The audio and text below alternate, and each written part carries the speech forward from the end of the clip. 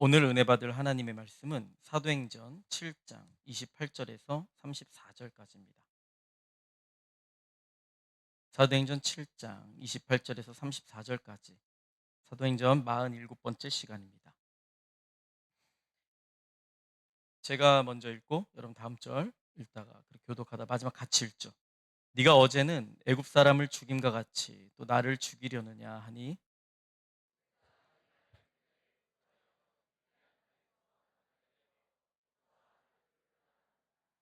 40년이 참에 천사가 시내산 광야 가시나무 떨기 불꽃 가운데서 그에게 보이거늘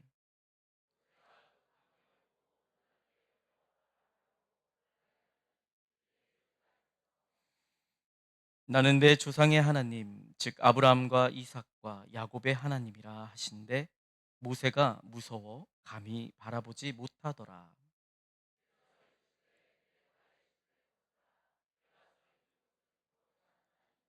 같이 읽겠습니다. 내 백성이 애굽에서 괴로움 받음을 내가 확실히 보고 그 탄식하는 소리를 듣고 그들을 구원하려고 내려왔노니 이제 내가 너를 애굽으로 보내리라 하시니라. 아멘. 샬롬. 주님의 평강이 당신과 함께 하길 소망합니다. 우리 옆 사람과 인사하겠습니다. 주님의 평강이 당신과 함께 하길 소망합니다. 우리 목사님 나오셨습니다. 주님께 영광을 박수 드리겠습니다.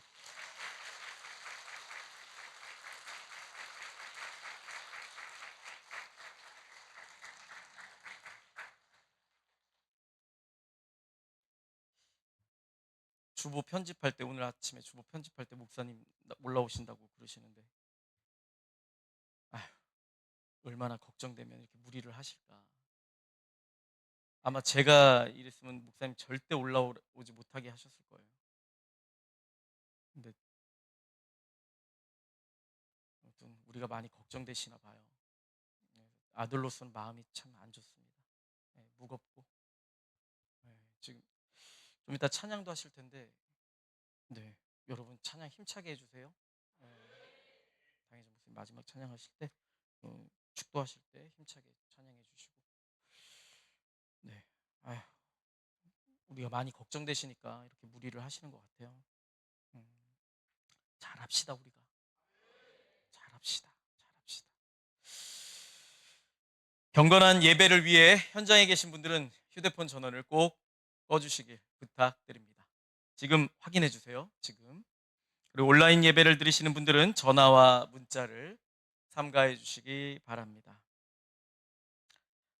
오늘 제목 크게 보겠습니다. 제목 읽도록 하겠습니다.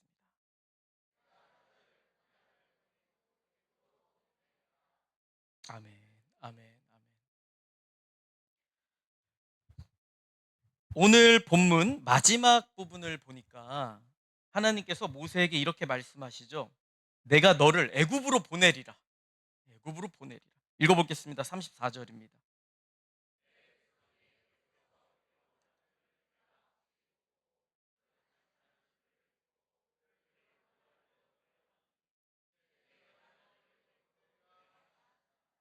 아멘.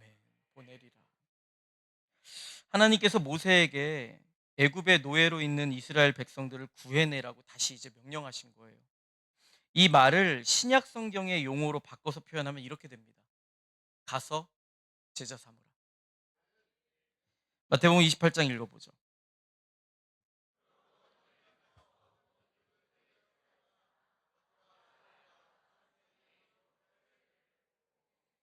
내가 너에게 분부한 모든 것을 가르쳐 지키게 하라.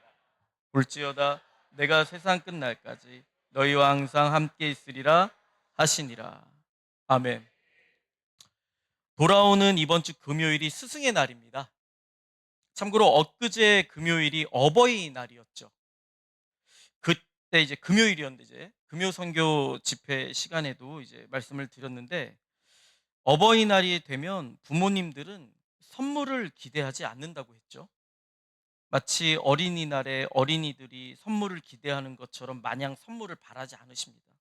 그저 내가 바른 부모였나를 생각하고 반성한다고 말씀드렸죠. 물론 장성한 자녀들은 어버이날에 부모님께 당연히 감사의 선물을 드립니다. 그러나 부모님은 그저 자신이 바른 부모였는지를 돌아봅니다. 특별히 우리는 영적인 부모로서 자녀를 하나님의 백성으로 바르게 양육하고 있는지 또 돌아본다고 했었죠. 금요일 날. 그래서 이 부분을 금요일에 설교를 좀 했었습니다. 여러분, 스승의 날도 마찬가지예요. 스승의 날이 되면 참된 선생님들은 선물을 기대하는 것이 아니라 내가 자신이 바른 스승이었는지를 돌아봅니다. 그런데 여러분, 여기서 이걸 꼭 알아두셔야 되는데, 진정으로 구원받은 모든 하나님의 백성들은 다 스승이 될 수밖에 없어요. 왜냐하면 진정으로 구원받은 하나님의 백성은 나의 죄값을 치르시기 위하여 십자가에 죽으신 예수님을 믿어 죄사함을 받아 거룩한 하나님의 백성이 되었다는 사실에 감격하여 예수님을 따라 살며 세상에 예수님을 전할 수밖에 없습니다. 내가 아는 모든 사람들에게 예수님을 가르칠 수밖에 없어요.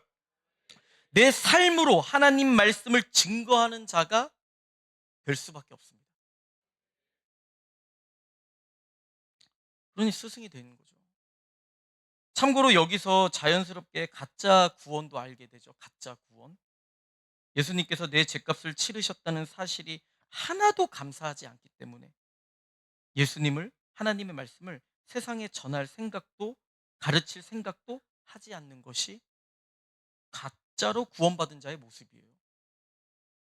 꼭 감사해야 전하죠. 이 길밖에 없다는 걸 알아야 전하죠. 근데 안 한다? 가르칠 생각도 없다? 가짜 구원이죠.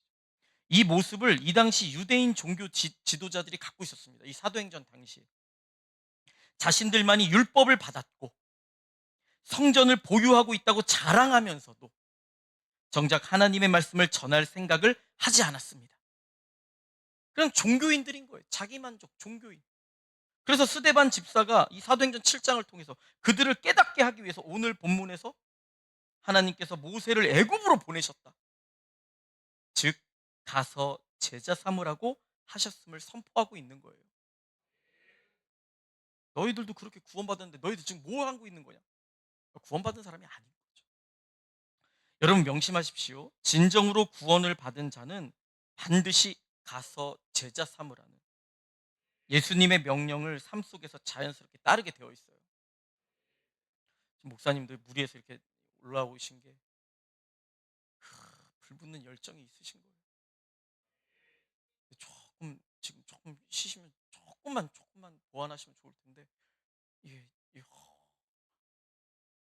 예, 올라오실 수밖에 없는 거예요. 아들로서는 참 힘듭니다. 그래서 아무튼 진정으로 구원을 받은 자는 반드시 가서 제자 삼으라는 예수님의 명령을 삶 속에서 자연스럽게 따르게 돼 있어요. 그래서 예수님의 모든 말씀을 가르치다 보니 그 가르침을 받은 자들에게 자연스럽게 스승이 되는 거예요. 억지로 스승이 되려고 하는 게 아니라 가르치다 보니, 전하다 보니 그렇게 인식이 되는 거예요. 그런데 여기서 오해하지 마십시오. 우리는 절대로 우리의 사적인 제자를 만들지 않습니다. 가서 제자 삼으라니까. 사적인 제자. 예수님의 제자를 만드는 거예요. 우리는 예수님의 제자를 만들기 위해서 가르치는 거예요. 그러나 명백하게 가르치는 입장이기 때문에 명백하게 가르치는 입장이잖아요. 복음을 전하는 입장이잖아요. 가르치고 전하고 지키기까지 하는 그런 입장이기 때문에 자연스럽게 스승이 되는 것이고, 이런 스승의 날을 맞이하면 내가 바른 스승이었는지, 바르게 예수님을 삶으로 전하고 가르치는 참된 스승인지를 생각하게 된다고요. 아멘. 여러분 대답해 봅시다. 대답 안 해도 돼요. 근데 대답하실 분들 꼭 해보세요. 속으로 하지 말고. 속으로 할 수 없는 거죠. 예수님으로 말미암아 죄 사함 받아 구원을 받으셨습니까? 그렇다면 마땅히 우리는 예수님을 삶으로 전하고 가르치는 스승이 될 수밖에 없습니다. 그리고 스승의 날뿐만 아니라 매 순간 내가 예수님을 바르게 전하고 가르치고 있는지를 깊이 생각하고 반성할 것이 있으면 반성할 수밖에 없어요. 아멘. 오늘은 이렇게 참된 스승이 되려고 몸부림치시는 분들에게 도움을 좀 드리려고 합니다. 여러분 잘 들으십시오. 예수님을 믿는 우리가 예수님을 바르게 전하는 참된 스승이 되려면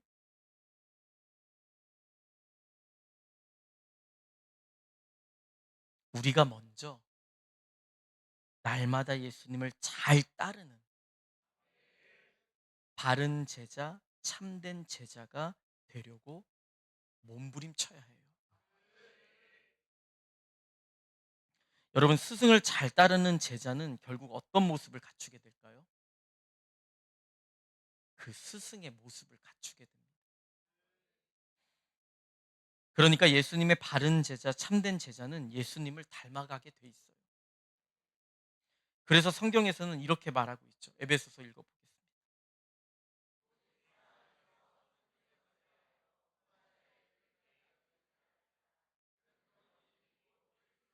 고린도 전서도 읽어보죠.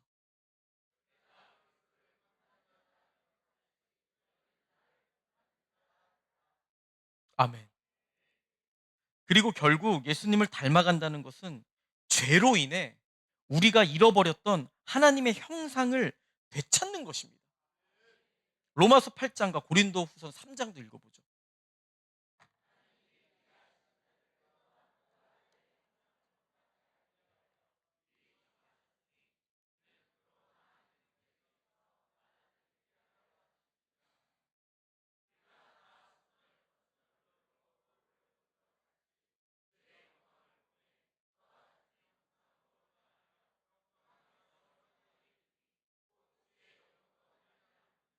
아멘.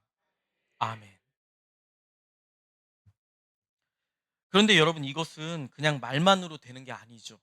닮아가라, 뭐 자라가라, 본받으라, 그 형상 되찾으라. 말만 한다고 되는 게 아니에요, 여러분. 이거 반드시 훈련이 필요합니다. 반드시 훈련이 필요해요. 그래서 하나님께서는 우리가 예수님을 닮아가도록 훈련시키세요. 성화의 과정, 자라가도록 훈련을 시키십니다. 그래야 모세처럼 하나님께서 믿고 보내실 수 있는 자, 즉 가서 예수님의 제자를 삼을 수 있는 참된 스승이 되는 것이에요. 이것을 오늘 말씀에 나오는 모세를 보면서 하나님께서 어떻게 훈련시켰는지를 한번 알아보도록 하죠. 한 가지만 알아볼 텐데 오늘 주제 읽어보겠습니다.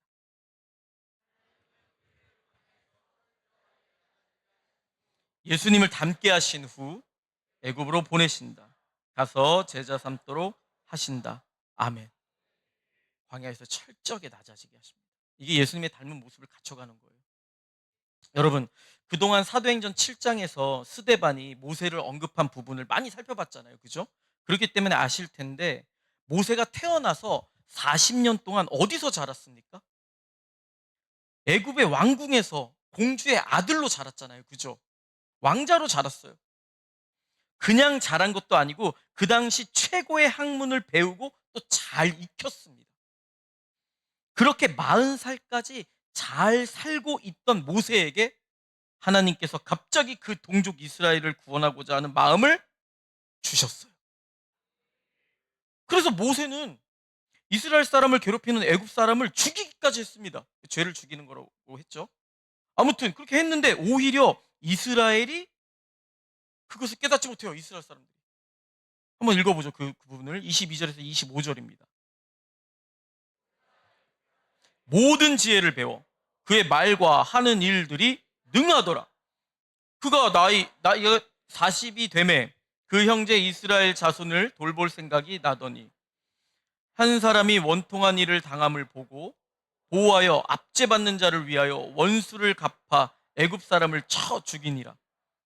그는 그의 형제들이 하나님께서 자기의 손을 통하여 구원해 주시는 것을 깨달으리라고 생각하였으나 그들이 깨닫지 못하였다. 아멘. 하나님께서 자기의 손으로 구원해 주시겠지. 뭔가 하나님의 그 감동을 받아서 한 거예요, 지금. 그런데 심지어 이스라엘 사람들이 모세를 모함하죠. 그래서 모세는 미디안 강요로 도망칩니다. 오늘 말씀 28절이죠. 오늘 말씀 시작 부분 28절부터 읽어보죠. 29절까지.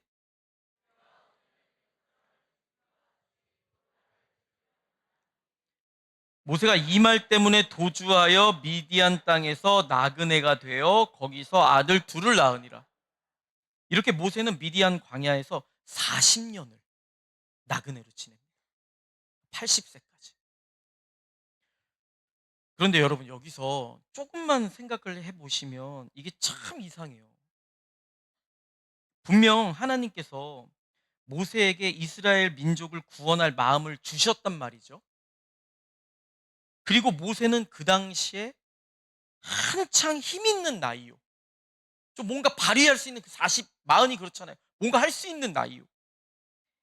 거기다가 애굽 왕실에서 모든 지혜를 배웠고 말하는 것과 일하는 것에 모두 능했다 그래요. 능했다.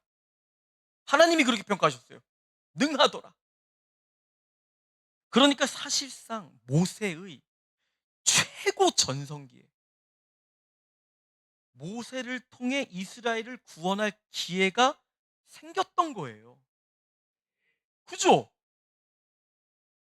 그런데 이때 일이 어그러진 거예요. 하나님께서 주신 마음이 있음에도 불구하고 잘 안 된 거예요. 오히려 광야로 도망치게 됩니다. 여러분, 이거 누가 이렇게 하셨을까요? 당연히 하나님이 하신 거죠. 왜 그렇게 하셨을까요? 모세를 철저하게 낮추기 위함이에요. 여러분, 인간의 본성은 악합니다.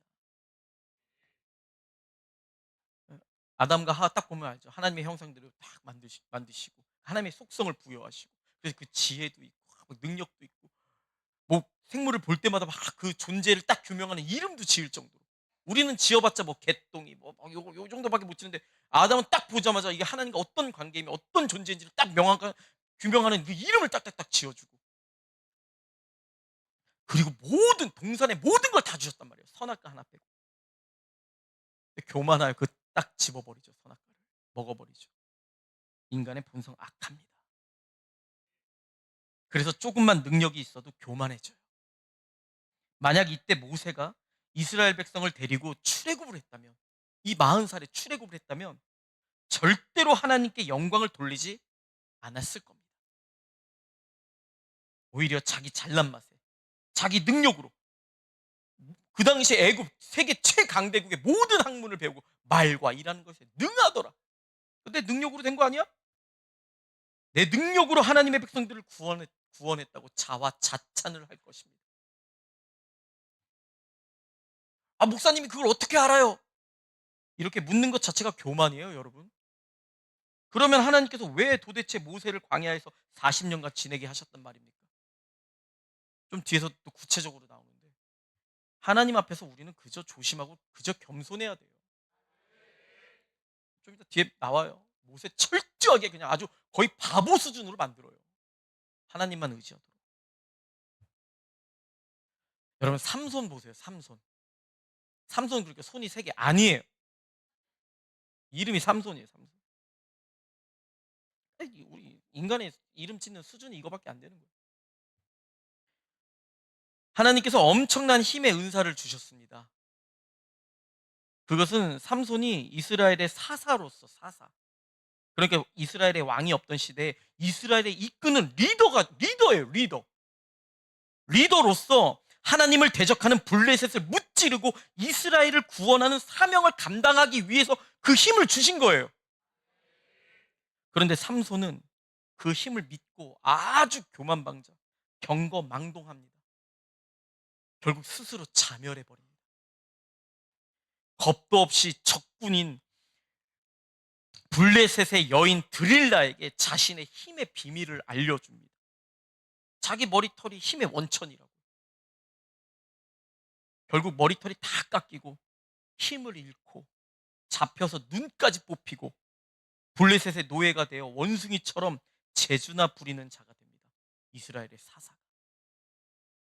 그제서야 삼손은 자기 힘이 아닌 하나님을 의지하게 됩니다. 그래서 하나님께 간절히 간구합니다. 읽어보죠. 사사기 16장 27절입니다.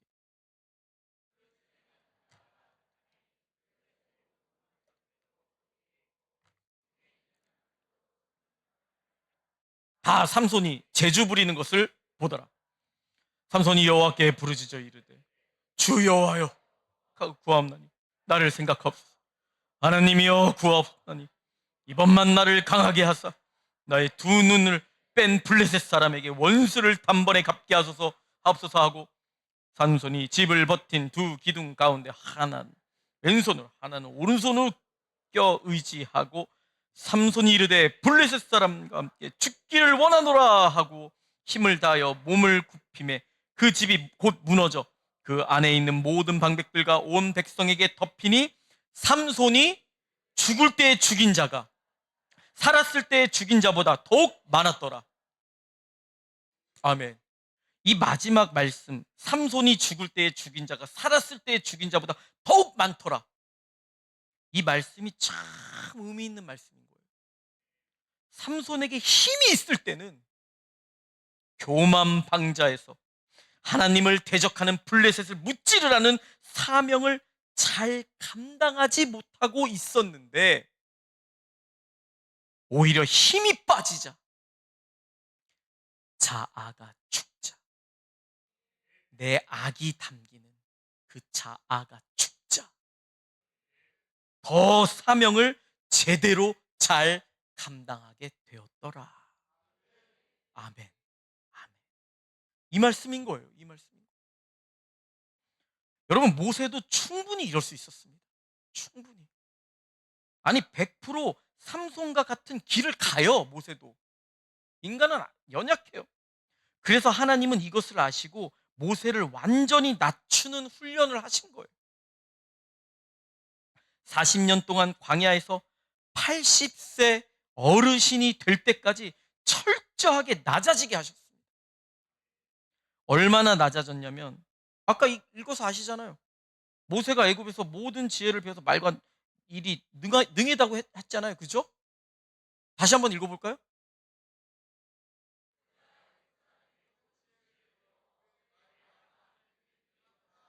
이랬잖아요. 그런데 이렇게 똑똑했던 모세가 80세가 되어서 하나님께서 애굽으로 다시 보내려고 하시자 자기는 말할 줄을 모르는데 어떡하냐고 걱정을 해요.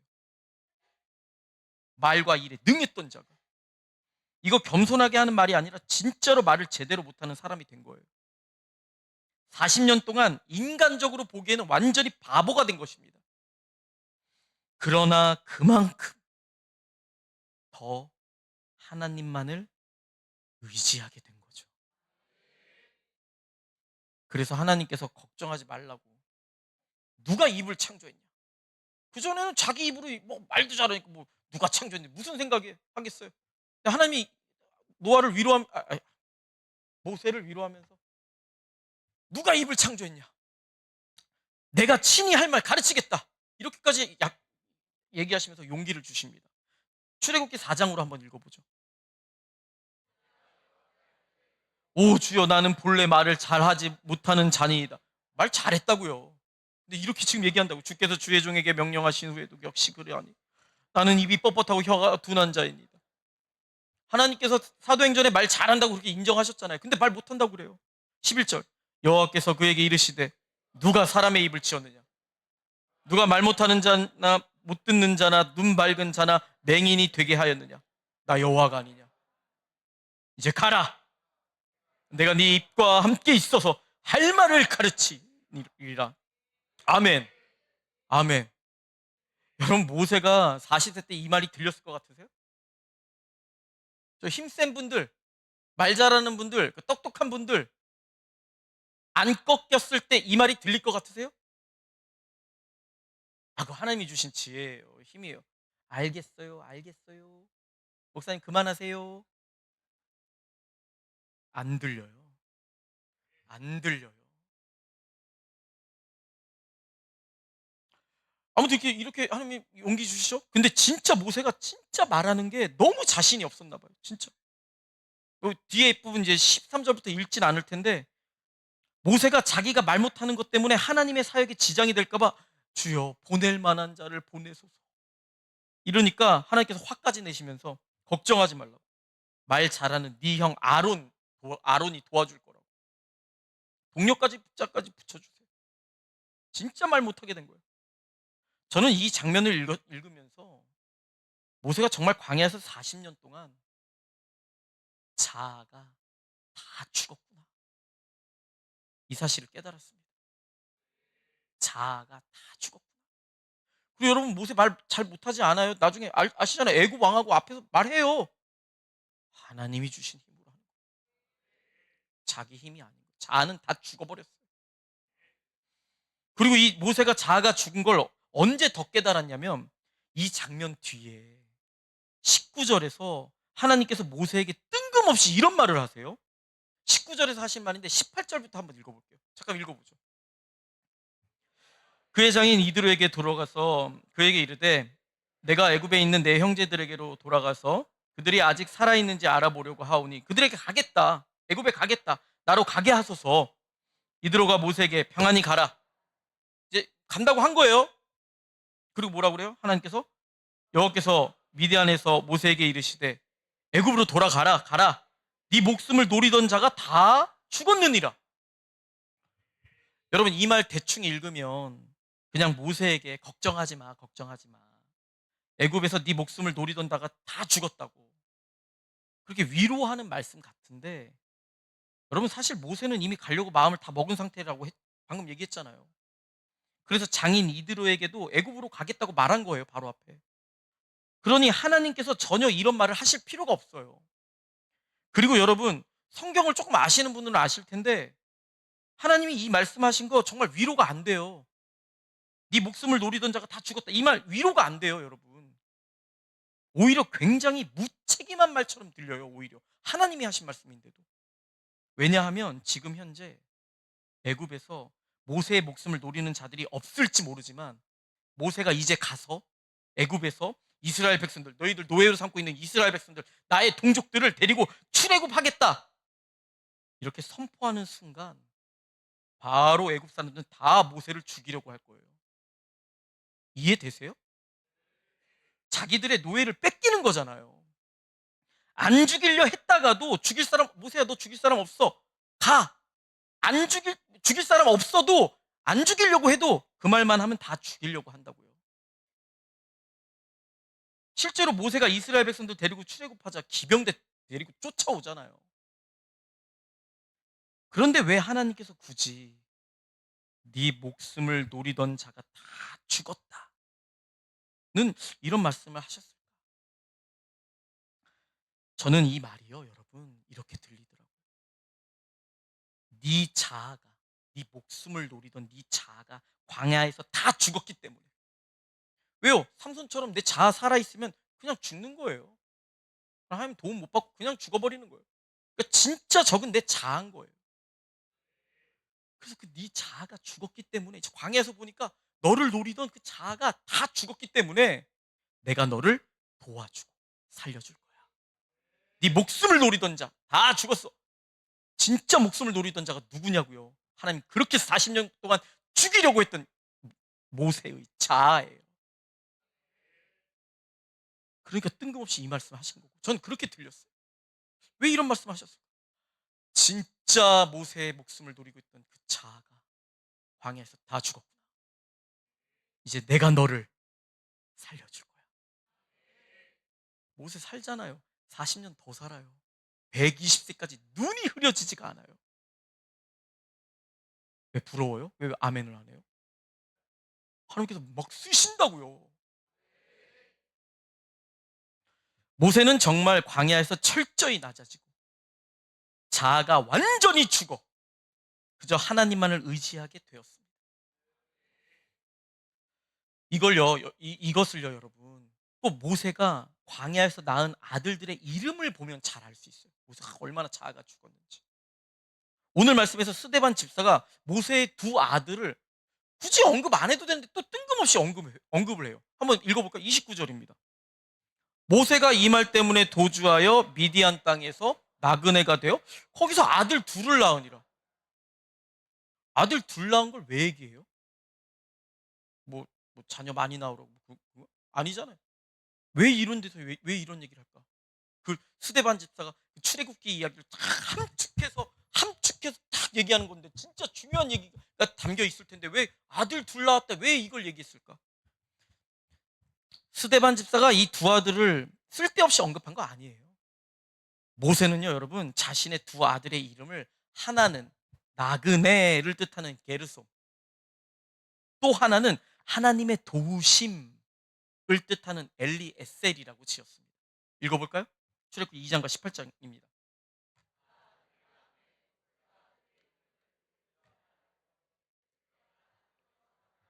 나그네가 되었습니다. 18장, 하나의 이름은 엘리에셀이라. 이는 내 아버지의 하나님이 나를 도우사 바로의 칼에서 구원하셨다 함이더라. 아멘. 모세는 광야에서 철저하게 깨달은 거예요. 자신은 그저 하나님을 철저하게 의지할 수밖에 없는, 하나님의 도우심을 간절히 구할 수밖에 없는 나그네일 뿐이라는 사실을. 아멘. 이 모든 것을 광야에서 철저히 낮아지는 훈련으로 깨닫게 하신 거예요. 여러분, 성경에서 하나님께 쓰임받은 모든 인물은 다 그래요. 아브라함도 고난의 연속이고, 요셉도 고난 천재예요. 어렸을 때 막 형들한테 팔려가고, 막 감옥 가고, 막.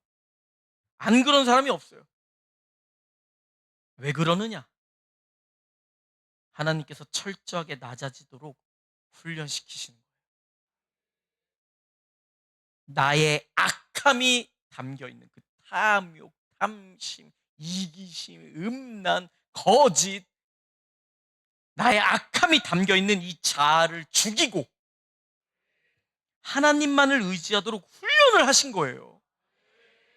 그래야 하나님께서 마음껏 사용하실 수 있는 훌륭한 하나님의 의의 무기가 되는 것이고, 또한 그 모습이야말로 예수님을 닮은 모습이기 때문이 그래요.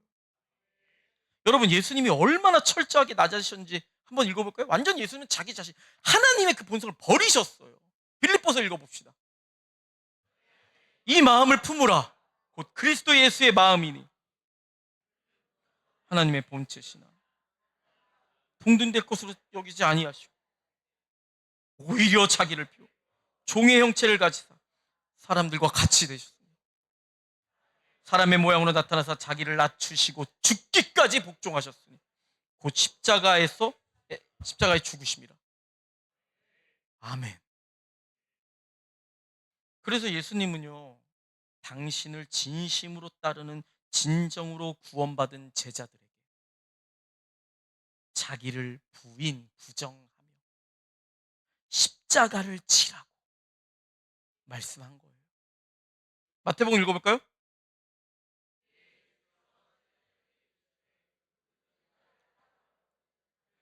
부인하고 자기 십자가를 지고 나를 따를 것이니라. 자기 부인, 그러니까 자기를 부정하는 거죠. 그리고 십자가, 이거 둘 다 주님 앞에서 그 잘난 자아를 죽이라는 뜻이에요. 철저히 낮아지라는 말입니다. 참고로 십자가는요, 지금 현재 우리에게는 사명으로도 해석이 돼요. 사명. 뭐 좋은 해석이에요. 예수님 십자가 결국 사명이니까. 그런데 이 말씀이 선포되던 당시 로마 시대 때는 십자가 그러면 그냥 죽음을 뜻하는 거예요.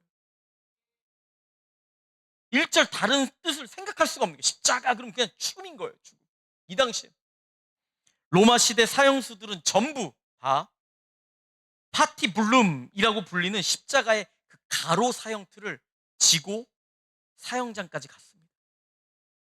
예전에도 한번 얘기한 적이 있는데 십자가 사형틀에는 사형틀은 당연히 가로 세로 이렇게 십자가 모양일 거 아니에요. 근데 십자가 사형틀 중 세로는 이미 사형장에 원래 박혀 있어요. 사형수들은 뭐예요? 가로. 그걸 파티블룸이라고 해요. 그걸 들고 가는 거예요. 아, 십자가지로 가는구나. 십자가 못 박히러 가는구나. 죽으러 가는구나. 딱 그거예요. 예수님도 원래 그 파티블룸만 들고 가셨을 거란 말이에요. 근데 이제 영화나 이런 성화 그림 이런 데서 보면 딱 십자가 지고 가시잖아요. 그거는 의미상 십자가를 지셨다는 걸 딱 보여주기 위해서 그렇지. 이 당시에는 그냥 그 이 세로 봉이 딱 세워져 있고 파티블룸 이 딱 가로 것만 가져가는 거예요. 죄인은. 아무튼 이 당시 십자가 그러면 그냥 죽음이었던 거예요. 다른 걸 생각할 수 없다고요. 그러니까 예수님께서 자기 십자가를 지고 예수님을 따르라고 하신 것은 나의 악함이 담겨 있는 내 차 완전히 죽이라.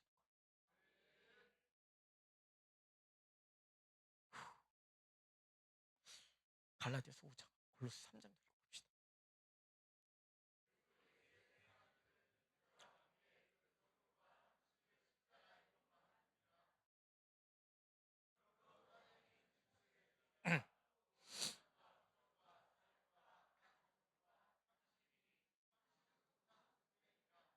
아멘. 육체와 함께 그 정욕과 탐심을 십자가에 못 박았느니라. 죽였다는 뜻이에요. 그러므로 땅에 있는 지체를 죽이라. 뭐예요? 음란, 부정, 사욕, 악한 정욕, 탐심은 우상숭배. 죽이는 거예요. 그래야 우리는 예수님을 따르는 참된 제자, 예수님을 닮은 온전한 제자가 돼요. 모세처럼 하나님께 보냄을 받을 수 있는 애굽을 가라. 내가 너를 애굽으로 보내리라. 광야에서 훈련시킨 후, 자아를 완전히 죽인 후, 내가 너를 애굽으로 보내리라. 이렇게 모세처럼 하나님께 보냄을 받을 수 있는, 가서 제자 삼을 수 있는 참된 스승이 될 수 있는 거예요. 아멘. 그런데 여러분, 내 자아를 죽이는 것, 이거 절대로 내 힘으로 해낼 수 없는 거 아시죠? 성령님께서 도와주셔야 합니다.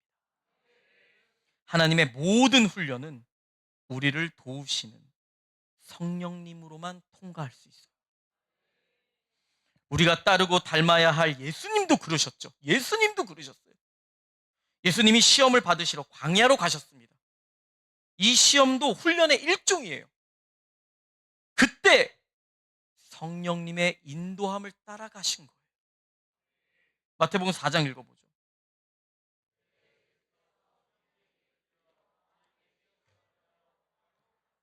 아멘. 참고로 마귀도 하나님의 도구예요. 그냥 하나님의 도구일 뿐이에요. 욥기서 보면 딱 나오잖아요. 마귀도 하나님의 도구일 뿐이에요.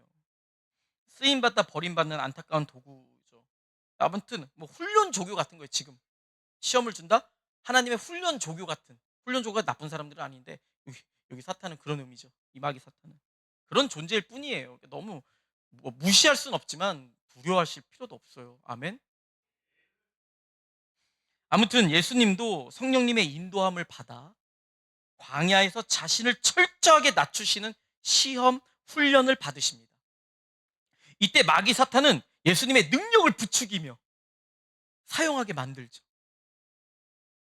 그러나 예수님은 겸손히 하나님의 말씀만을 의지하며 자신을 낮추시고 통 낮추십니다. 그 시험 장면 한번 보시죠. 2절에서 4절입니다. 40일을 밤낮으로 금식하신 후에 줄이신지라 시험하는 자가 예수께 나와서 이르되 네가 만일 하나님의 아들이거든, 아들이잖아요. 명하여 이 돌들로 떡덩이, 얼마든지 할 수 있어요. 얼마든지 높아져서 내가 하나님의 아들 맞아, 이렇게 할 수 있어. 얼마든지 할 수 있어요. 그러나 예수께서 대답하여 이르시되 기록되었으되.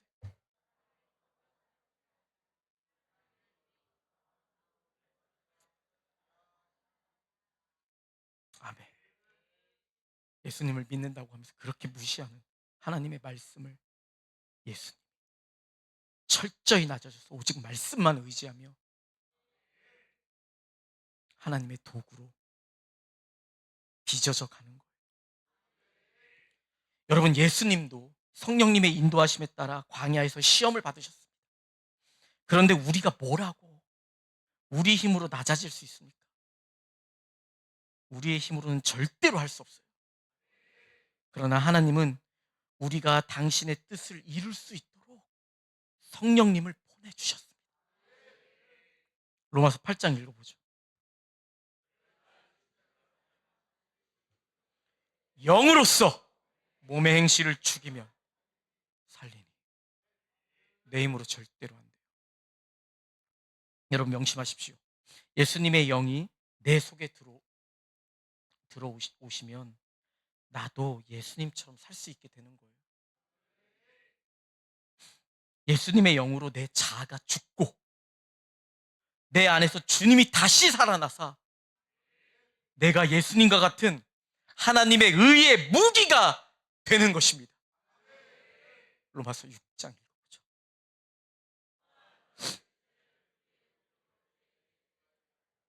오직 너희 자신을 죽은 자 가운데 다시 하나님께 드리며 너희 지처럼.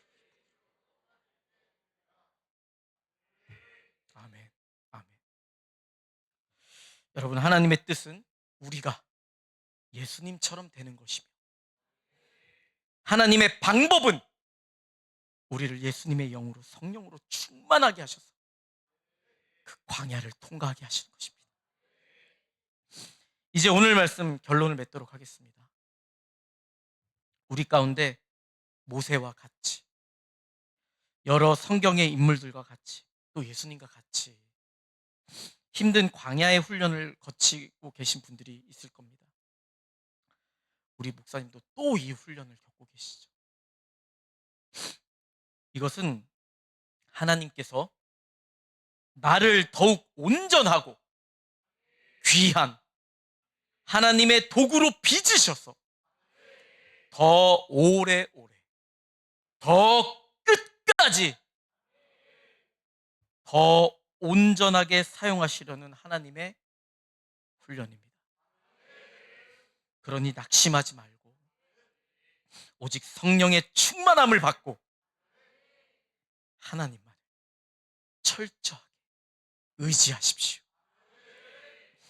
이 광야의 훈련을 성령님과 함께 헤쳐나가는 우리 담임 목사님과 모든 성도님들은 결국 예수님을 닮은 바른 스승의 모습으로 세상으로 당당하게 나아가서 예수님의 제자를 삼는 모세와 같이 하나님이 보내신 자가 될 것입니다.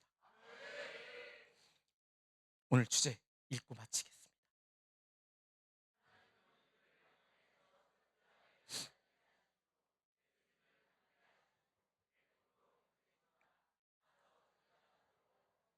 아멘, 할렐루야. 우리 다 같이 찬양 고백하겠습니다.